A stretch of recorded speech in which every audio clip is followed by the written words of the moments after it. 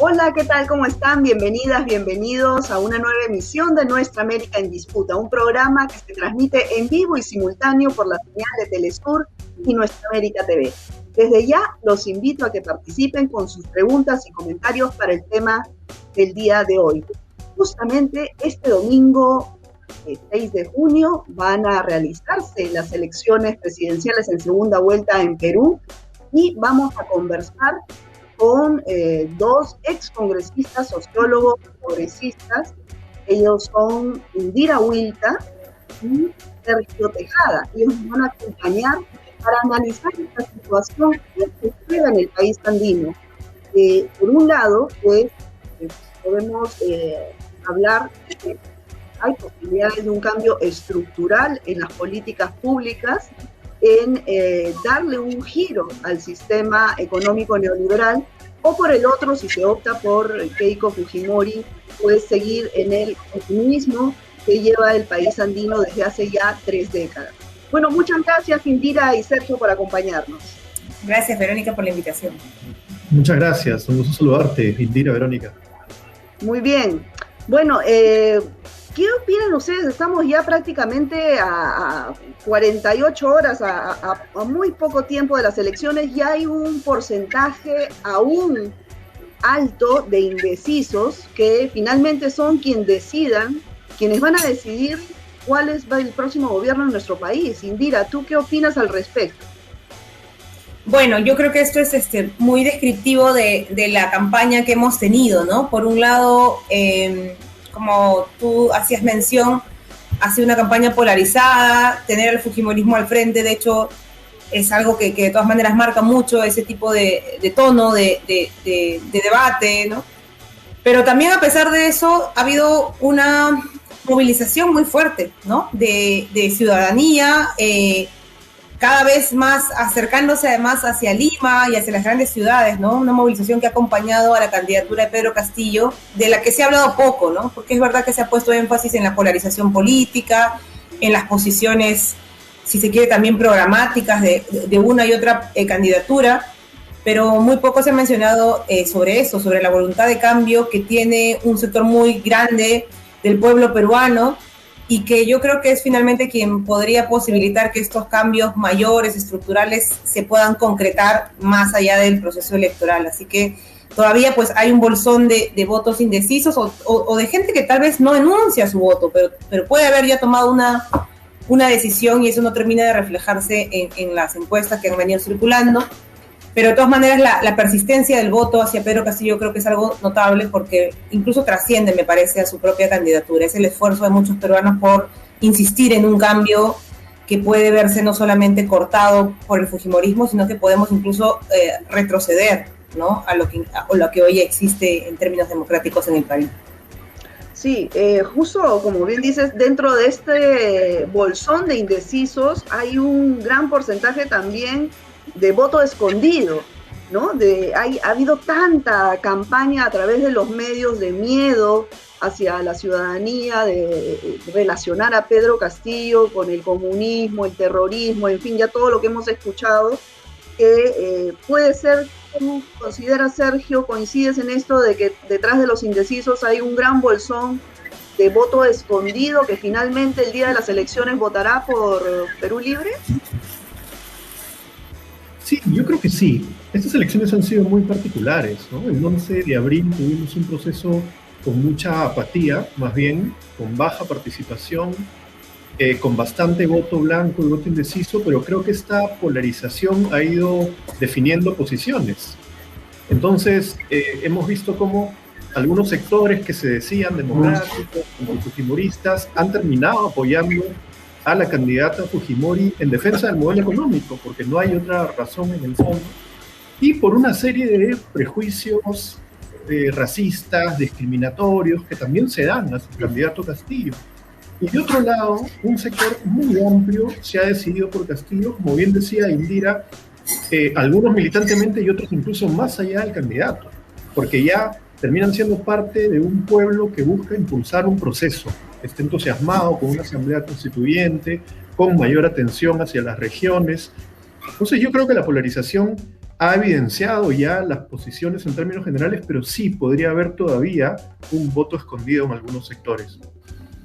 Ahora, respecto a esta marcha contra la corrupción que hemos visto no solamente en la capital de Perú, sino en las principales ciudades de las regiones, hay mucho antivoto hacia Keiko Fujimori, y esto en el caso, en el eventual caso que ella sea gobierno, asuma el gobierno. ¿Tú crees, o ambos, la pregunta es para ambos, creen que esto va a originar una alta conflictividad social? O sea, ¿podemos convertirnos en Colombia? ¿Qué opinas, Indira? Yo espero sinceramente que no, porque además esta respuesta que podría darse a una situación en la que Keiko Fujimori resultara electa, no sería una respuesta, digamos, en términos de generar algún boicot, sino en términos de proteger al país, ¿no? Ya hemos visto que incluso estos sectores antidemocráticos, cuando han, por vías no democráticas, intentado capturar el poder, la respuesta ciudadana ha sido casi inmediata, ¿no? Han habido momentos, digamos, que no tienen la misma magnitud de lo que podría ser una elección de Keiko, pero situaciones en las que se ha removido, por ejemplo, autoridades del sistema de justicia que investigaban a políticos, la gente ha salido a movilizarse. Cuando tuvimos este quiebre del orden constitucional el año pasado también, de sectores muy afines al fujimorismo, la gente lo mismo, y ciudadanía, como te digo, muy amplia, no es un tema partidario o específico, por ejemplo, de las izquierdas, como a veces intentan asociarlo. O sea, sí hay una ciudadanía vigilante y que sabe cuáles son estos riesgos de un fujimorismo con un poco más del poder que ya de por sí tiene. Entonces, yo sí imagino que hay un pueblo vigilante y que es capaz de responder ante cualquier embate antidemocrático, pero yo espero y creo que eso no va a ocurrir, ¿no? Justamente por eso, porque Keiko Fujimori no es una persona nueva en política, ella probablemente sea la política más rechazada actualmente, ¿no? Pero claro, ha tenido todo un aparataje mediático, con los grupos de poder económico que han hecho campaña a su favor y que de alguna forma pues le ha permitido equilibrar un poco su alicaída popularidad, ¿no? Pero no ha sido suficiente tampoco. Todas las encuestas conocidas hasta ahora, hasta la fecha permitida de publicarse, han dado siempre a Pedro Castillo en el primer lugar, así que esperemos que esa brecha se mantenga o incluso crezca, ¿no? Sí, bueno, pero les cuento que hoy mismo en la mañana la Asociación de Prensa Extranjera tuvo una reunión con todas las encuestadoras locales, hablamos de Ipsos, Datum, CPI, IEP, y claro, no se pueden difundir las encuestas, pero sí coinciden todos en que el margen entre uno y otro es mínimo y podemos tener la misma fotografía de las elecciones pasadas entre Keiko Fujimori y PPK con un estadio de diferencia en votación, ¿no? Entonces, habría que ponerse igual en todos los escenarios. Tú, Sergio, ¿cómo ves un posible gobierno de Keiko Fujimori? ¿Qué pasaría? Mira, yo lo veo peligrosísimo, porque Keiko Fujimori tiene en estos momentos de su lado prácticamente a toda la prensa nacional. Han hecho una campaña feroz en contra de Castillo con fake news, a tal punto que diariamente aparece prensa independiente denunciando cierta información falsa. Se ha tildado a Castillo de terrorista, cosa que despierta muchos miedos en determinados sectores. Se ha querido hacer además también un uso con mucho miedo de la idea del comunismo, a pesar de que Castillo no es una persona que venga siquiera de un partido de izquierda, no es un líder sindical que tiene una formación, por supuesto, progresista, pero no es la preocupación principal que deberían tener. Pero entonces Keiko tiene los medios de comunicación a su favor, hay sectores de las Fuerzas Armadas también que están incómodos con un posible triunfo de Castillo. Los grandes grupos económicos han estado apoyando a Keiko Fujimori, y en el Parlamento, a pesar de que es un Parlamento bastante fragmentado, hay distintos grupos muy conservadores que la apoyarían en un eventual gobierno. Entonces, si ella ganara, que espero que no ocurra, concentraría demasiado poder, y eso es sumamente peligroso, conociendo lo que fue el régimen fujimontesinista de los 90 y conociendo lo que hizo Keiko Fujimori en el Parlamento hace poco cuando tuvo 73 congresistas. Entonces creo que también hay que pensar muy bien que se necesita un equilibrio de poder que garantice la democracia. Claro, ahora, como bien dice Indira, ahí un arma, en verdad, la única balanza que le podría hacer a Keiko Fujimori es la ciudadanía vigilante, ¿no? Ahora, Tiene en que el ser el primer caso, protagonista. sí, Indira, y en el caso, ¿cómo ves el panorama si Pedro Castillo asume el gobierno? ¿Tú crees que llegue a gobernar durante 5 años? De todas maneras tengo la expectativa de que eso sea así, o sea, y no por ello desconozco también los graves riesgos de que hayan intentos de desestabilizar su gobierno. Ya desde ahora lo estamos viendo, de hecho, o sea, esto que menciona Sergio no es algo que solamente o es algo que va a terminar con la elección, ¿no? Lamentablemente los grandes medios de comunicación asentados en Lima han decidido echar por la borda su credibilidad, ¿no? Y jugarse abiertamente el partido por la señora Fujimori. Entonces, yo me temo que una eventual elección de él va a por lo menos mantener un sector, ¿no?, de esta prensa en esa misma actitud, lo cual sería muy, muy lamentable y penoso para la democracia en nuestro país. Y seguramente otros grupos de interés y otros actores de los grupos de poder económico también intenten tener algún tipo de incidencia sobre el nuevo gobierno, ¿no? Entonces creo que hay que estar más que nunca vigilantes, señalando estas cosas que no son nuevas, ¿no? Ya hemos tenido en nuestro país experiencias en las cuales estos grupos de poder que no han sido elegidos para gobernar han ejercido una influencia enorme sobre las decisiones de gobierno, obstruyendo cambios, algunos de ellos cambios bastante sensatos, digamos, ¿no? La necesidad de mayores regulaciones a determinadas actividades económicas o la lucha contra la corrupción, que también se ha dado mucho a nivel empresarial. Entonces, cosas que eran evidentes y que no pudieron darse en su momento, pues han sido también por la influencia de estos poderes fácticos, y hay que estar alertas de ello, y hay que hablarlo de manera abierta. Y bueno, de todas maneras, insistir en que la ciudadanía tiene que ser movilizada y vigilante para que estos cambios no se frustren y para que aún más no se intente utilizar este escenario de todavía mucha debilidad, porque es verdad que un gobierno de Pedro Castillo tendría una bancada no mayoritaria en el Parlamento, tendría que generar alianzas o al menos acuerdos específicos, pero eso no es de ninguna manera una excusa para permitir que se desestabilice al país, ¿no?, de forma antigua. Claro, ahora ustedes que tienen experiencia, además como congresistas, ¿qué sugieren, claro, en el eventual gobierno de Perú Libre, con un Congreso en contra, porque no va a tener mayoría? ¿Cómo avanzar que no ocurra lo que le ocurrió a Vizcarra con el referéndum, que no se pudo concretar nada por el Congreso, ¿no? Desde su perspectiva y experiencia, Sergio, ¿tú qué opinas? Bueno, el Congreso no va a ser un espacio muy fácil de manejar. Hay bastante evidencia académica incluso que muestra la relación entre fragmentación en los grupos parlamentarios e inestabilidad política. Entonces va a tener que utilizar esa habilidad que él tiene como líder sindical para buscar acuerdos con más fuerzas políticas más allá de la izquierda, pero creo que un actor fundamental puede ser una asamblea constituyente.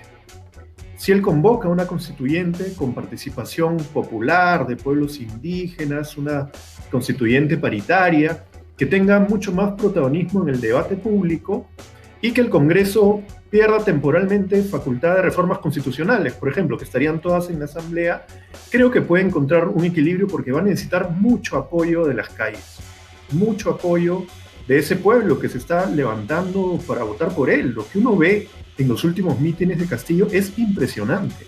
En las regiones andinas, en Puno, en Ayacucho, en Cusco, la movilización es gigantesca. Entonces, ese soporte va a necesitar mantenerlo de manera permanente. Tú, Indira, ¿qué opinas? Una expectativa muy grande para que este proceso constituyente empiece a abrirse, ¿no? Nadie dice que de la noche a la mañana se vaya a instalar una asamblea constituyente, pero sí que, por ejemplo, no se intente obstruir la posibilidad de una consulta, de un referéndum, para que esa iniciativa se pueda ya materializar, ¿no? Entonces, eso sí, además me parece lo más democrático, ¿no? Consultar, justamente. Eso es algo que además desbarata estos discursos de la derecha y del fujimorismo de que una asamblea constituyente es algo antidemocrático, ¿no? Lo que se está planteando es que se consulte, y ojalá que eso pueda canalizar, como digo, estas demandas de mayores cambios.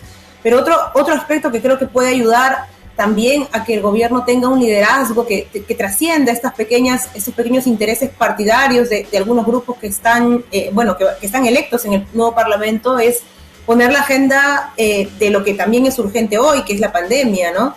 Todavía somos un país muy vulnerable frente a la situación sanitaria y económica producto de la pandemia. Entonces yo creo que ahí hay una coincidencia enorme en la ciudadanía, ¿no? Incluso yo creo que ciudadanos que probablemente no han decidido todavía su voto por Pedro Castillo van a coincidir en que no se puede repetir lo que hemos vivido en los últimos meses, ¿no? La segunda ola de la pandemia acá en Perú ha sido brutal, la verdad que muy doloroso y muy triste ver cómo no solamente los sistemas de salud estaban colapsados, sino que incluso recursos de primera necesidad fueron objeto de una especulación tremenda, y en el Perú existen normas que permitían poner a disposición del Estado temporalmente estos recursos para afrontar la pandemia, y nunca se hizo eso por la debilidad del mismo Estado, por el temor a estos grupos económicos, y ha sido muy triste ver entonces que también las consecuencias de los fallecimientos han sido por eso. Entonces creo que una agenda vinculada a la necesidad de todavía hacer frente a la pandemia con un Estado débil, pero también convocante a otros sectores,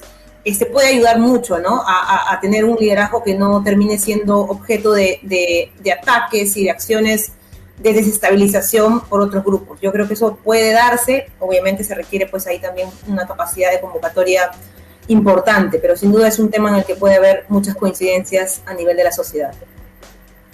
Sergio, ¿tú consideras que la convocatoria, un referéndum, debe ser inmediata? O sea, digamos, mientras que, claro, lo primero que hay que hacer es enfrentar la pandemia, ¿no? Y la situación económica, sí. Pero ¿cómo consideras este planteamiento de un referéndum? Yo creo que tiene que ser rápido. Los primeros 6 meses de gobierno van a estar centrados sobre todo en la vacunación, que por suerte está empezando a avanzar mejor de lo que había venido avanzando en un inicio. Ese proceso tiene que continuar, junto con ese proceso vendrá también una cierta reactivación económica, pero de ganar Castillo tiene que aprovechar esa efervescencia popular que existe para que pueda poner a consulta la posibilidad de abrir una asamblea constituyente. Entonces, esta asamblea se podría instalar el siguiente año. Además, hay que considerar que tenemos elecciones regionales y municipales. También habrían nuevas autoridades empezando en 2022. Entonces, en ese proceso podría hacerse la consulta del referéndum y arrancar pues con nuevas autoridades y con este proceso de discusión nacional. Uh-huh. Ahora, ¿ustedes consideran que Pedro Castillo es un representante de la izquierda o un representante de los movimientos, de organizaciones populares de base, como, bueno, él ha salido del SUTE, es rondero, ¿no? O sea, ¿cómo lo ven? ¿Cómo ves el perfil de Pedro Castillo, Indira? Bueno, yo tuve la oportunidad de conocer su liderazgo justamente en la huelga magisterial que a él le permitió tener una ascendencia dentro del gremio docente. Y bueno, reconozco que es alguien que sobre todo tiene esta capacidad a nivel de lo que es establecer, pues, ¿no? Niveles de acuerdo, de articulación en un espacio en Perú cada vez más complejo como el gremio de profesores, ¿no? Creo que esa es una de sus principales fortalezas, ¿no? Él, evidentemente, más allá de lo que podamos hoy día evaluar, no ha tenido una trayectoria partidaria en la izquierda, pero sí ha tenido, creo que, un aprendizaje muy importante de la política desde las organizaciones sociales. Y como digo, desde un sector tan álgido como el magisterio, que en el 2017 sorprendió a muchos con una huelga que lo mismo que ahora tal vez tuvo una dinámica desde las regiones hacia Lima, ¿no? Y a muchos también sorprendió y también se intentó estigmatizar en su momento esa huelga, subestimando las demandas y otra vez, ¿no? Apelando a este cuco, a este estigma del terrorismo, de los vínculos con estos sectores remanentes de lo que fue Sendero Luminoso. O sea, muy triste ver eso, ¿no? Porque era una movilización también enorme, como no se veía en esos años. Y creo que en medio de eso, haber tenido la habilidad de sacar adelante estas demandas, ¿no? Creo que es lo que ha marcado tal vez su actuación al día de hoy, ¿no? Ya hacia adelante veremos si hay mayores definiciones en términos políticos, pero creo que lo central de su liderazgo hoy tiene que ver con todo ese aprendizaje en un espacio tan complicado y tan complejo también como puede ser el magisterio. Uh-huh. ¿Y tú, Sergio, qué opinas? Porque yo tengo la impresión de que Verónica más bien era identificada en primera vuelta, Verónica Mendoza, identificada en primera vuelta como la candidata de izquierda, y a Pedro Castillo no lo tenían mapeado, ¿no? Y él viene de las bases, viene con toda una... el SUTEP y las rondas campesinas, pues digamos que han sido su motor, ¿no? Y bueno, llegó... Sí.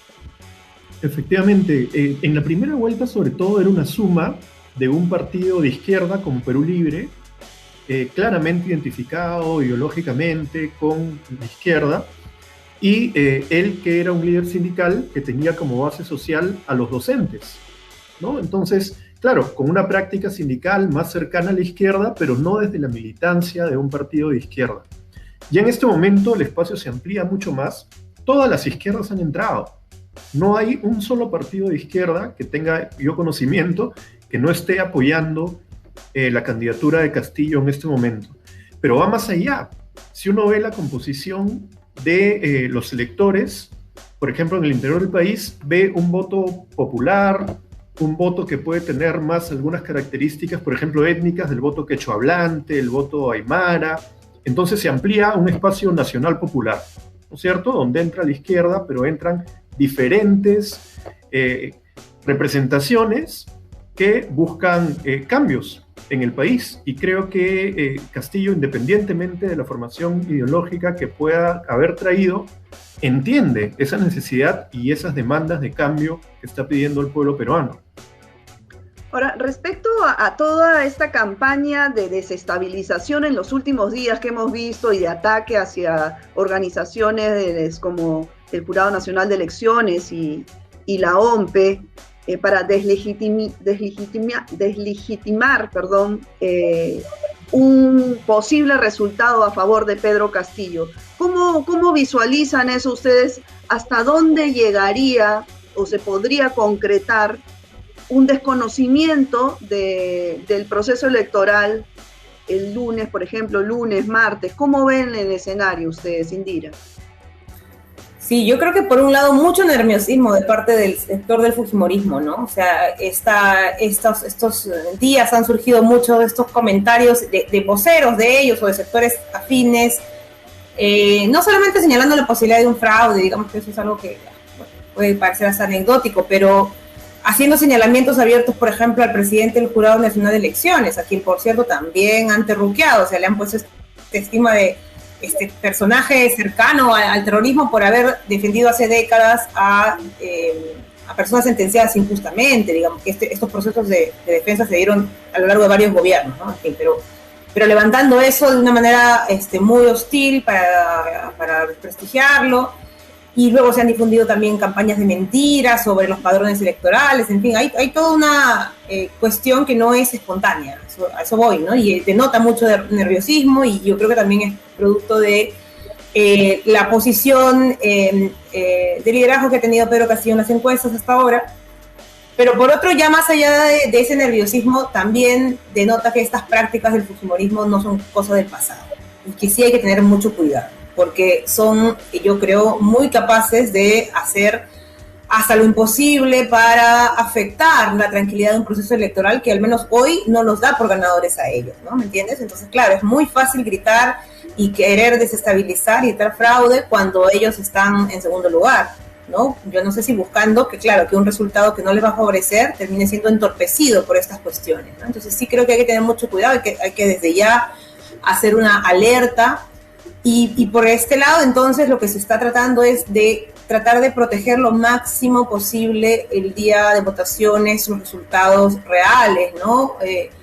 Convocando a la participación de quienes han sido parte de estas campañas o se han movilizado en favor de la candidatura de Pedro Castillo a ser personeros, ¿no? En las mesas electorales, participar a cuidar el voto. Y esto más que nunca hoy también es parte de la campaña, ¿no? Porque es muy importante. Yo tampoco me confío del fujimorismo de ninguna manera. Creo que los entes electorales han tenido mucha debilidad, tal vez, para señalar los excesos o incluso circunstancias que creo que ya incluso van contra las normas electorales en el país. Bueno, pero esa debilidad ya a veces es casi una norma en el Perú. Pero de lo que sí no me confío y no creo que la ciudadanía deba confiarse es del accionar del fujimorismo. No tengo la menor duda que pueden intentar incluso alguna cuestión que pretenda manchar el proceso electoral cuando ellos saben que no están ganando claramente. Claro. Tú, Sergio, ¿qué opinas al respecto?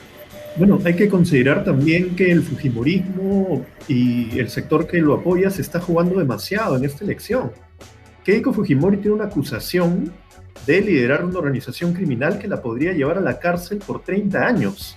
Entonces, ella se está jugando literalmente su libertad en esta elección y hay grupos económicos que están procesados con ella o que son sindicados de haber hecho aportes ilegales a su campaña.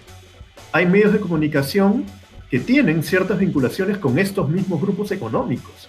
Entonces, realmente hay todo un bloque, toda una estructura que siente que se está jugando todo. Y eso también lo hace peligroso. Creo que eso es parte de esta campaña tan agresiva, con tanta difamación y tanta calumnia que hemos estado viviendo. Entonces, sí, claro, efectivamente hay ciertas denuncias de personas allegadas al fujimorismo, de que el proceso no va a ser transparente porque saben que están perdiendo. Por eso hay que tener mucho cuidado de qué van a intentar hacer al respecto, ¿no? Hay que estar muy vigilantes, por supuesto, cuidar el voto. Claro, claro. Bueno, se nos está yendo el tiempo, pero una última pregunta para ambos. En cualquier escenario, gane Keiko Fujimori o Pedro Castillo, la situación, la crisis múltiple que vive el Perú, sanitaria, económica, moral, política, en fin, ¿no? ¿Cómo ustedes ven luz al final del túnel, Indira? Creo que se va a requerir de un esfuerzo muy amplio, ¿no? Y sobre todo un rol muy activo de quienes hacen política en diversos ámbitos, ¿no? No solamente en los partidos políticos, en las organizaciones sociales, porque es verdad que la crisis no empezó en esas elecciones y yo creo que no va a terminar en ella, ¿no? Tanto a nivel del descrédito, por ejemplo, de la clase política, como a nivel ya del deterioro de nuestra economía. Entonces, más que nunca se requiere una participación, una convocatoria a actuar a los ciudadanos, al pueblo, y yo creo que hay que sumar a ellos, ¿no? O sea, que creo que también para las izquierdas eso es una tarea que se nos viene, no solamente como un sector que va a protagonizar estos cambios, sino como un sector que es un factor dentro de estos cambios, ¿no? Así que yo creo que es el camino, ¿no? No tenemos la capacidad de predecir a ciencia cierta lo que va a pasar el día domingo, pero sí tenemos claro que lo que venga va a tener que venir acompañado con participación y movilización de la sociedad. Sergio, te escuchamos. Sí, además, si gana Castillo, creo que va a haber una tarea de empezar a poner paños fríos en esta polarización. Tenemos un escenario que puede ser favorable a futuro. Está avanzando el proceso de vacunación, eso va a ir acompañado también de una cierta reactivación económica. Los precios del cobre, por ejemplo, están subiendo mucho junto a algunas materias primas. Eso puede ayudar también a mejorar esta situación. Pero sí preocupa la actitud de boicot de ciertos grupos económicos, de especular con el dólar, de hablar de fuga de capitales, de dejar de invertir. Entonces es la profecía autocumplida, ¿no? Ellos dicen, si gana Castillo va a haber crisis, pero son los propios grupos económicos los que producen la crisis. Entonces tenemos que llamar a la calma para que todos sumemos. Si es que boicotean a un gobierno de Pedro Castillo, si es que lo impiden hacer cambios, esto va a ser peor. Va a haber un desborde muy grande. Entonces yo creo que todos tenemos que ser muy responsables, buscando los caminos hacia un cambio en democracia, por supuesto, pero que empiece a dar respuesta a esas demandas tan postergadas de la población. Claro, claro. Así es. Bueno, ojalá que toda la clase política trabaje por el bien común, ¿no? Dejando de lado las camisetas ideológicas. Bueno, muchísimas gracias, Indira y Sergio. Gracias por estar aquí. Muchas gracias a ti. Fueron Indira Wilca y Sergio Tejada, ambos sociólogos, ambos excongresistas, activistas políticos. Y bueno, amigos, con ustedes será hasta una próxima emisión. No se olviden que este domingo tendremos un programa especial de Perú Decide, donde les vamos a llevar toda la información desde que se abren las mesas de sufragio hasta que la OMPE dé los primeros resultados, lo más probable a medianoche del lunes. Así que acompáñennos que vamos a brindarles toda la información sobre lo que ocurre en Perú este domingo 6 de junio. Muchas gracias, cuídense mucho y nos vemos pronto.